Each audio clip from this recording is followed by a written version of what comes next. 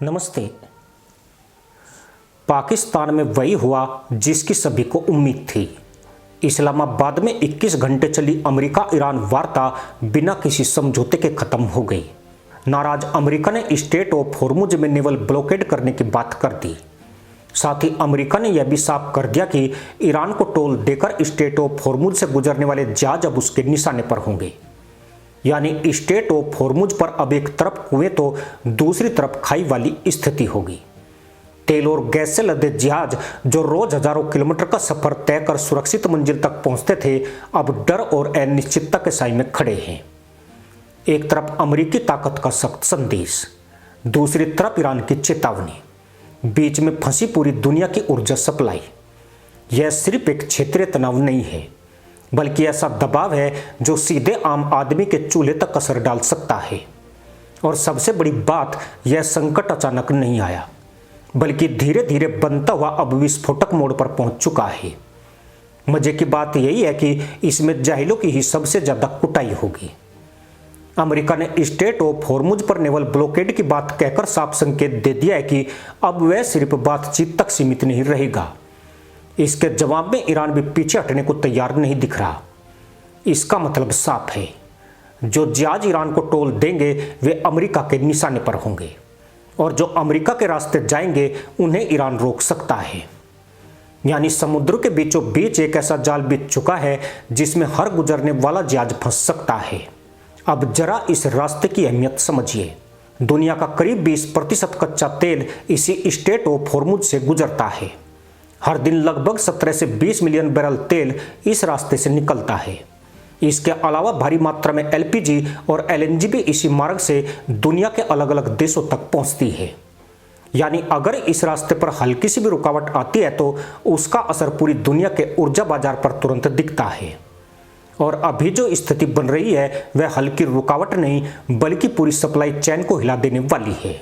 Iran और America के बीच बढ़ते टकराव का सबसे अस्थिर और सीधा असर अगर किसी देश पर पड़ रहा है तो वह पाकिस्तान है।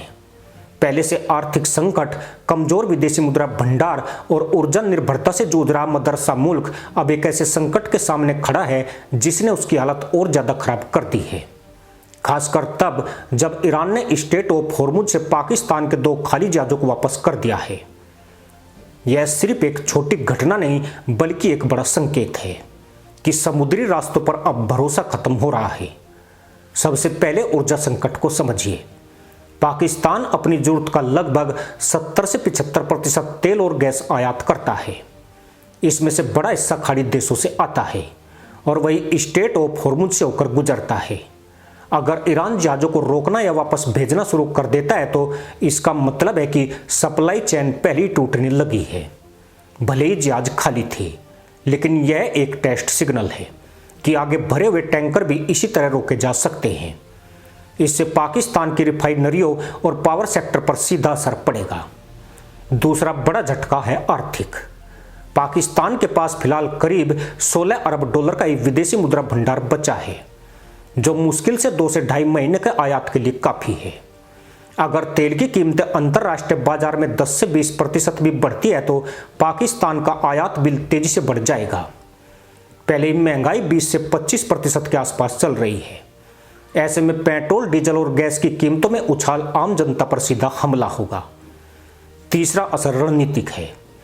पाकिस्तान एक तरफ अमेरिका के साथ संबंध बनाए रखना चाहता है, तो दूसरी तरफ उसकी सीमा ईरान से जुड़ी हुई है और वहां पहले से ही तनाव मौजूद है। अगर वह अमेरिका के पक्ष में जाता है तो ईरान उसके लिए बॉर्डर और ऊर्जा सप्लाई दोनों मोर्चों पर दबाव बढ़ा सकता है, और अगर वह न्यूट्रल रहने की कोशिश करता है तो उसे दोनों तरफ से अविश्वास का सामना करना पड़ सकता है। यानी पाकिस्तान ने इधर का ना उधर का वाली स्थिति में फंस चुका है। अब एक उदाहरण से समझिए। अगर कराची पोर्ट पर आने वाले तेल टैंकरों में देरी होने लगती है तो देश के अंदर पेट्रोल पंपों पर लाइनें लगना शुरू हो जाएंगी। यही हाल 2022-23 के आर्थिक संकट के समय देखा गया था और हाल के दिनों में भी दिखाई दिया है, जब कई शहरों में ईंधन की किल्लत हो गई थी। अब अगर होर्मुज में तनाव लंबा चला तो यह स्थिति और ज्यादा गंभीर हो सकती है। सबसे खतरनाक असर यह है कि पाकिस्तान की पूरी अर्थव्यवस्था शॉक ऑब्जॉर्ब करने की स्थिति में नहीं है। जहां भारत जैसे देश वैकल्पिक सप्लाई और रिजर्व के जरिए कुछ हद तक संभल सकते हैं, वहीं पाकिस्तान के पास ऐसे विकल्प बेहद सीमित है। इसलिए अगर ईरान का यह रुख सख्त होता गया और अमेरिका ईरान टकराव बढ़ता गया तो पाकिस्तान के लिए यह सिर्फ एक बाहरी संकट नहीं रहेगा, बल्कि अंदरूनी आर्थिक और सामाजिक अस्थिरता को भी भड़का सकता है। भारत की स्थिति भी यहाँ सबसे ज्यादा संवेदनशील बन जाती है। देश में करीब 33 करोड़ एलपीजी उपभोक्ता हैं और उनकी जरूरत का लगभग 60% हिस्सा विदेशों से आता है। इसमें से करीब 85 से 90% सप्लाई खाड़ी देशों से होती है, कतर, यूएई, सऊदी अरब, कुवैत और ओमान जैसे देश। और सबसे अहम बात, यह सारी सप्लाई उसी स्टेट ऑफ हॉर्मुज से होकर गुजरती है जहां अब तनाव चरम पर है। यानी अगर वहां जहाजों की आवाजाही धीमी होती है या रुकती है तो भारत की गैस सप्लाई सीधे प्रभावित होगी। मान लीजिए एक साधारण परिवार जो हर महीने एक सिलेंडर पर निर्भर है, अगर सप्लाई में सिर्फ 10 से 15 दिन की देरी भी होती है तो उसके घर की पूरी व्यवस्था बिगड़ जाती है। और अगर यही देरी बड़े स्तर पर होने लगे तो यह सिर्फ एक परिवार नहीं बल्कि करोड़ों घरों की समस्या बन जाती है। यही कारण है कि सरकार इस स्थिति को लेकर बेहद सतर्क है और लगातार विकल्प तलाश रही है।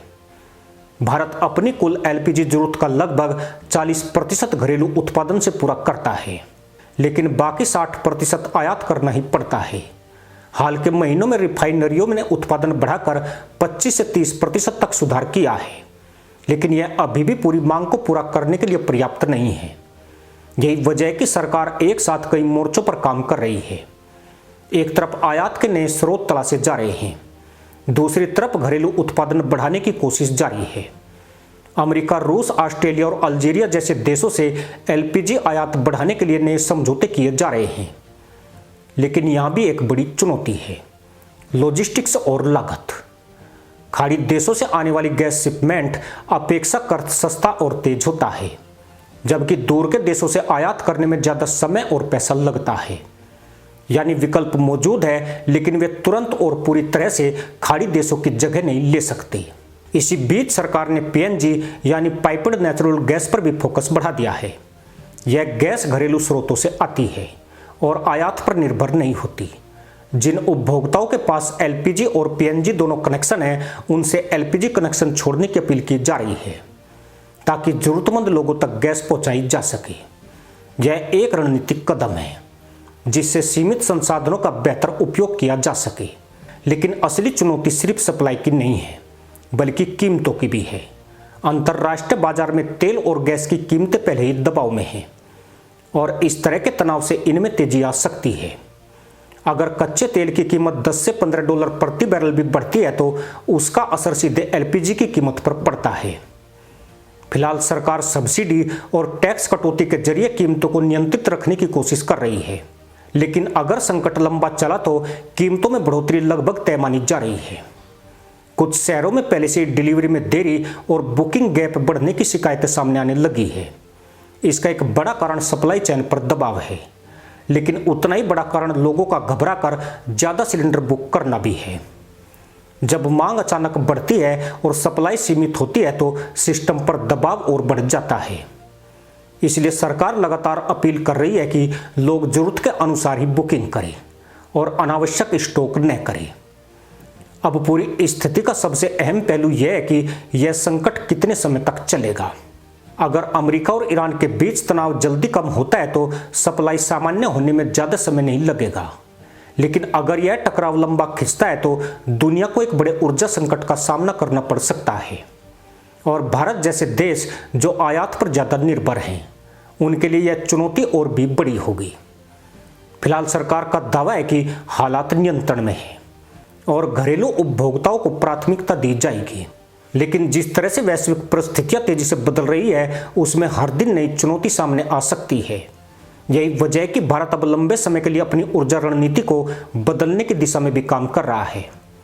आयात के स्रोतों में विविधता, घरेलू उत्पादन में बढ़ोतरी और वैकल्पिक ऊर्जा पर जोर। आखिरकार यह सिर्फ तेल और गैस का मुद्दा नहीं है, बल्कि आर्थिक स्थिरता, राष्ट्रीय सुरक्षा और आम आदमी की जिंदगी से जुड़ा सवाल है। स्ट्रेट ऑफ हॉर्मुज पर बढ़ता तनाव एक ऐसा संकेत है जो बताता है कि दुनिया की ऊर्जा व्यवस्था कितनी नाजुक है और किसी भी समय कैसे बदल सकती है।